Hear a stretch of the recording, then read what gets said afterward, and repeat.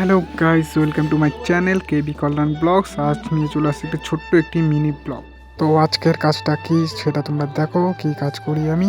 তো কাজটি হলো এটাই যে ছোট্ট একটা ওয়ালে বেসিনের সামনে একটু টালি লাগাতে হবে, কারণ ওয়ালটা পুরো ড্যাম হয়ে গেছে।